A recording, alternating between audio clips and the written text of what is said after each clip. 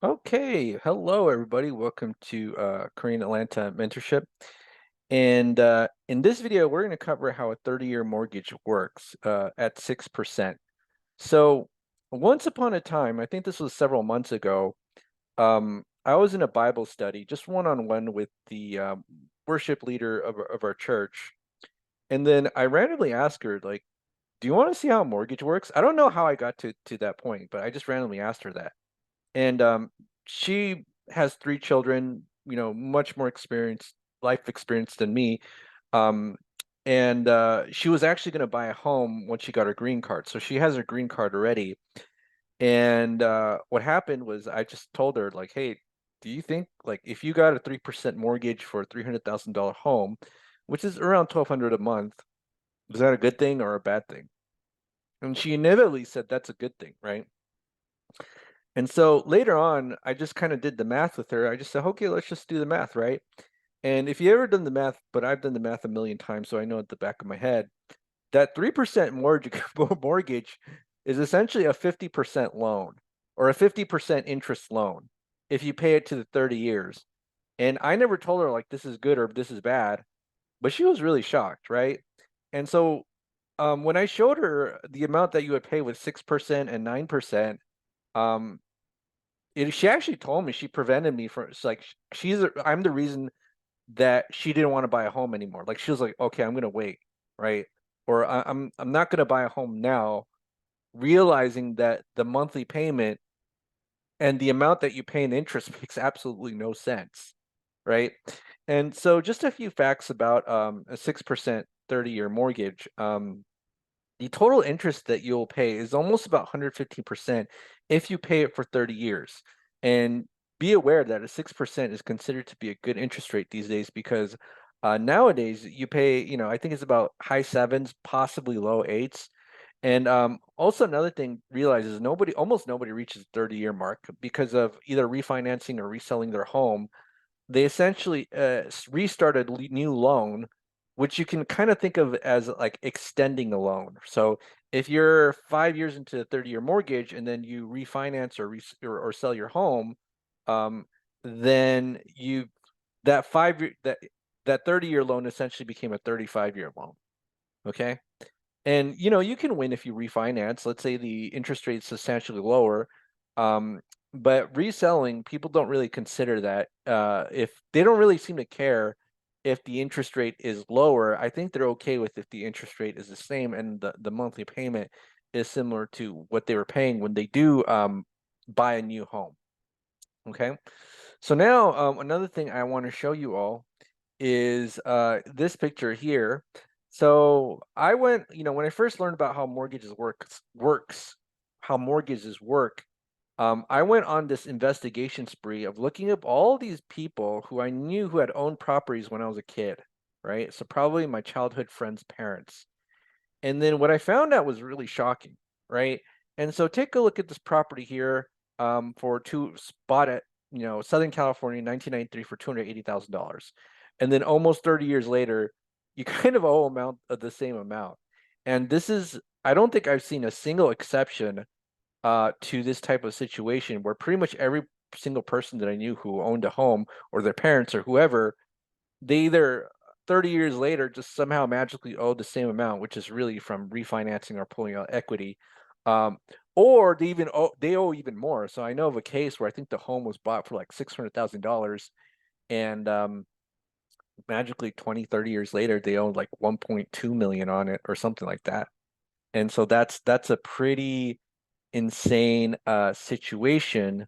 But it's very common, especially in Southern California, right? Where the properties appreciated so much that people were just probably taking third or fourth or fifth mortgages or lines of credit, and didn't really apply velocity banking. Maybe they were just making the interest payments and didn't understand that with the interest payments that the balance doesn't go down. Okay, so very common. Another thing I want to mention too is that, and I'll just briefly go over this because I go over this all the time. I paid off a quarter of my mortgage using Velocity Banking in a year, right? So I was totally able to do that. And I go over this more in depth in the example.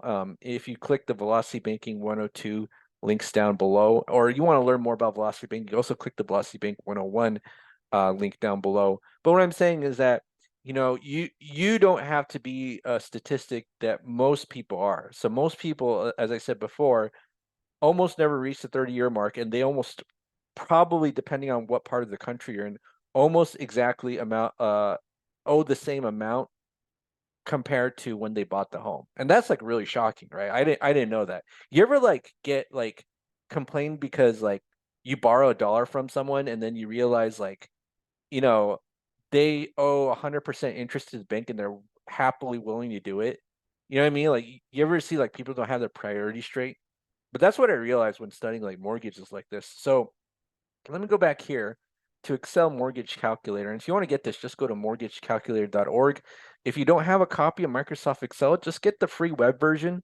But you can just do the easy calculations because all you have to do is just put a loan amount here, put the interest rate, 6%, and then you can see the total interest that's paid. And the loan amount doesn't matter compared to the interest rate and the term. So the higher the interest rate, the more you have to pay. That's obvious. But the longer the term, the more you have to pay as well. So let's say this is a 40-year mortgage, which I think is actually a thing. You'll notice that this number actually raised up, so or went up. So let's just go 30. It's 115, 40, 147. So, you know, maybe you don't really care, but you know, if you're just going to pay the same amount over and over again, you might as well just well rent. And if you don't care about being, you know, quote, owning the home, but you know, still owning the bank, you know, something to consider. Now, here's the other thing. Let's say if I go ahead and add a zero here, $1 million, you'll notice it's the same percentage, 115% of that loan in a sex is interest in a 6% mortgage. So think of someone who's likely to pay this amount in a city like San Francisco or maybe New York City. They didn't buy a $1 million home, they bought a $2 million home, right? And so if I put a $300,000 home, and we're assuming that we're financing the whole thing. I know that's may not be realistic for many people, but let's just assume that we do. You're essentially paying, yeah, 150% interest. So we'll just kind of pull out the calculator, right? Let's pull out the calculator and delete these entries. So 347, 514.57 divided by, what's the loan amount? 300,000. So again, that's 115% return for the bank. And that's why banks make a lot of money. You ever go to downtown and see who has the biggest buildings in the downtown? It's the banks, because they have products that's just paper. They don't have to have an actual product like an iPhone or anything like that. They just distribute paper, and then they just make more money out of that paper. Genius business model. Genius business model. And they somehow still, you know, screw up with the close, as you can see from the closings of the recent or the recent bank closing. So they still somehow screw up, even though they make money hand over fist. Okay, so I hope this has been helpful for your understanding of how mortgage works. So when you pay a 6% mortgages, you're actually at 30 years, you're actually paying for two homes. You're paying for one for yourself and then another one for a bank. And it's not even two homes, it's like 2.15 homes, right? You're giving a little bit more to the bank than you are to yourself, right? So think about that. Okay. All right. So this is Kareem Atlanta Mentorship. Hope this has been an interesting discussion, maybe enlightening for you. This is enlightening to the worship leader where I studied Bible study and mortgages with. Ironically, I never thought I ever do that in my lifetime, but here we are. And so again, you know, if you do get a mortgage, realize that you should probably pay that sucker off as soon as possible, so you're not paying this 115% mortgage. Okay. Also, one other thing, always making a plug for the group. If you're interested in joining our group, go ahead and click the link to the Google form below, or you could email us in the About page of the YouTube channel. If you have any questions, comments below. Have a great day, and we will speak next time.